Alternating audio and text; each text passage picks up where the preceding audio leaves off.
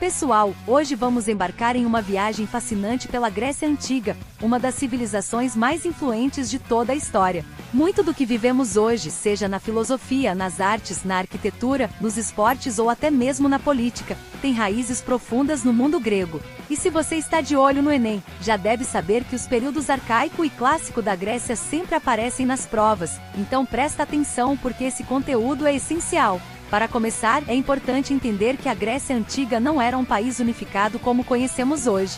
Na verdade, era formada por várias cidades-estado independentes, chamadas de polis. Cada polis tinha seu próprio governo, suas leis e costumes, mas todas compartilhavam a mesma língua, tradições e religião. Apesar dessas semelhanças, as polis frequentemente eram rivais, basta lembrar da famosa disputa entre Atenas e Esparta.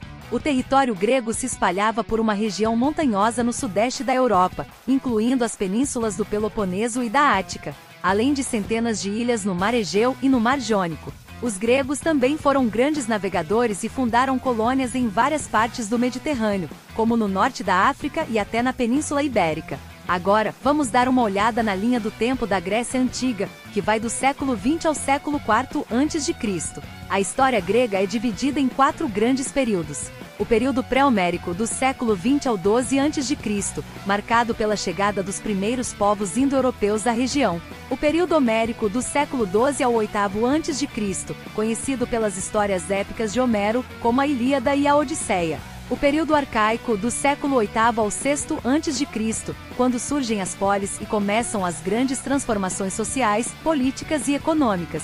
E, finalmente, o período clássico, do século V ao IV a.C., considerado o auge da cultura grega, com avanços notáveis na filosofia, nas artes e na política. No Enem, os períodos arcaico e clássico são os mais cobrados. No período clássico, os gregos buscavam a beleza, a virtude e a excelência em tudo o que faziam.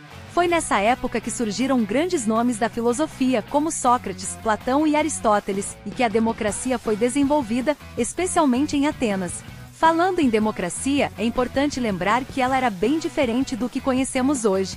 Em Atenas, apenas homens livres, nascidos na cidade, podiam participar das decisões políticas, discutindo e votando na agora, a praça pública. Mulheres, estrangeiros, chamados de metecos, e escravos eram excluídos desse processo. Mesmo assim, a ideia de discutir e decidir os rumos da cidade em conjunto foi uma grande inovação. Cada polis tinha sua própria organização social. Em Atenas, por exemplo, a escravidão era comum, tanto por dívidas quanto por guerras. Já em Esparta, a sociedade era voltada para a guerra e a disciplina, com poucos escravos, mas muitos servos estatais chamados ilotas. Em ambas as cidades, a elite rural, formada por grandes proprietários de terra, dominava a política e a economia. A economia grega era baseada principalmente na agricultura, com destaque para o cultivo de vinhas, oliveiras e trigo. A criação de pequenos animais também era importante, assim como o comércio, que acontecia tanto em mercados locais quanto em rotas marítimas pelo Mediterrâneo. Os gregos usavam a moeda dracma e produziam diversos artigos como couro, metal e tecidos. A tecelagem, inclusive, era uma atividade feminina, realizada por mulheres de todas as classes sociais.